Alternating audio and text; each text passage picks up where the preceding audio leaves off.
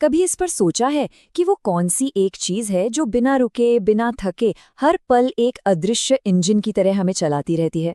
वो है हमारी सांस। चलिए आज इसी इंजन की मशीनरी को थोड़ा खोलकर देखते हैं। 22,000, जी हाँ, ये वो आंकड़ा है जितनी बार हम सब हर रोज सांस लेते हैं। और मजे की बात यह है कि हर एक सांस के पीछे हमारी मसल्स की एक पूरी फौज काम करती है। एक ऐसी फौज जिसके बारे में हम शायद ही कभी सोचते हैं। तो सवाल ये उठता है कि ये छिपा हुआ इंजन आखिर है क्या? कौन है जो हमें दिन में 22,000 बार सांस लेने की ताकत देता है?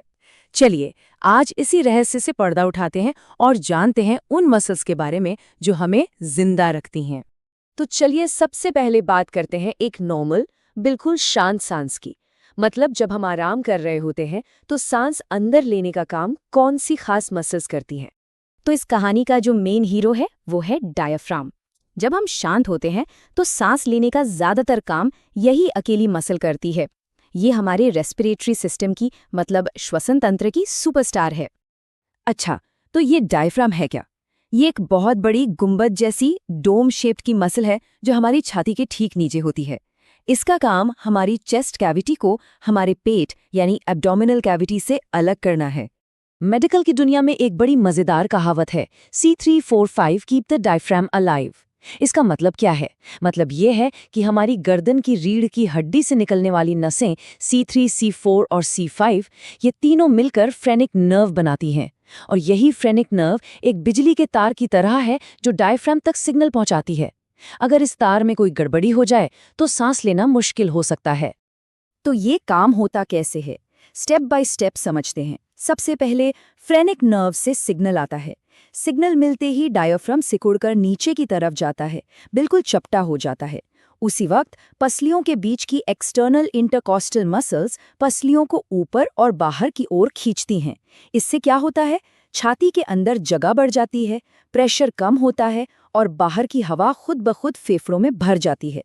सांस अंदर लेना तो समझ में आ गया, मसल्स काम करती हैं, मेहनत लगती है। लेकिन सांस छोड़ने का क्या? यहाँ कहानी में एक बहुत ही हैरान करने वाला ट्विस्ट है। और वो ट्विस्ट ये है कि जब हम आराम से सांस छोड़ते हैं तो हमारा शरीर जीरो, मतलब कोई मेहनत नहीं करता। ये प्रोसेस पूरी तरह से पैसिव है। बिल्कुल वैसे ही जैसे गुब्बारे में हवा भरकर छोड़ दें तो हवा अपने आप बाहर निकल जाती है। ठीक वैसे ही हमारे फेफड़ों से भी हवा बाहर निकलती है, कोई मसल काम नहीं करती। तो होता क्या है? बड़ा सिंपल है।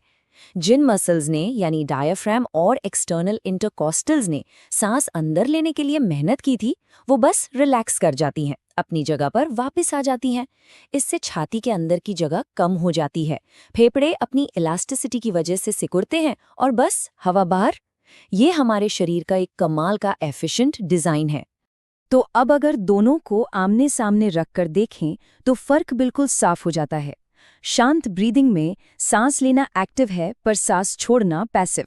वहीं जोरदार ब्रीदिंग में सांस लेना और सांस छोड़ना दोनों ही एक्टिव प्रोसेस हैं। अब जरा सोचिए, कोई दौड़ रहा है या तेजी से सीढ़ियां चढ़ रहा है। जाहिर है शरीर को ज्यादा ऑक्सीजन चाहिए, तो ऐसे में क्या होता है? ऐसे में एक बैकअप टीम को एक्शन में आना पड़ता है। इस बैकअप टीम में गर्दन और छाती की कई और मसल्स शामिल होती हैं, जैसे स्टर्नोक्लीडोमास्टॉइड और स्केलीन मसल्स। इनका क्या काम है? ये पसलियों को और भी ज्यादा ऊपर खींचती हैं ताकि फेफड़ों को फैलने के लिए और भी ज्यादा जगह मिले और हम गहरी सांस ले पाएं। और जब जोर से सांस बाहर फेंकनी हो, जैसे खांसते वक्त या फिर दौड़ते हुए हांफते वक्त, तब ये काम पैसिव नहीं रह जाता। तब इंटरनल इंटरकोस्टल मसल्स पसलियों को नीचे खींचती हैं और पेट की मसल्स अंदर से डायफ्राम को ऊपर की तरफ जोर से धक्का देती हैं ताकि हवा तेजी से बाहर निकल सके। अच्छा, ये सब जानना जरूरी क्यों है? क्योंकि जब इस सिस्टम में कोई गड़बड़ी होती है तो इसका असर हमारी सेहत पर सीधा सीधा पड़ता है। जैसे डिस्पनिया, मतलब जब किसी को सांस लेने में तकलीफ होती है, चाहे अस्थमा हो या सीओपीडी, तो हम देख सकते हैं कि उनकी गर्दन और छाती की ये बैकअप वाली मसल ज्यादा काम कर रही हैं। और जैसा हमने पहले बात की, अगर फ्रेनिक नर्व को कोई चोट लग जाए तो डायफ्राम पैरालाइज हो सकता है, जिससे सांस लेना लगभग नामुमकिन हो सकता है।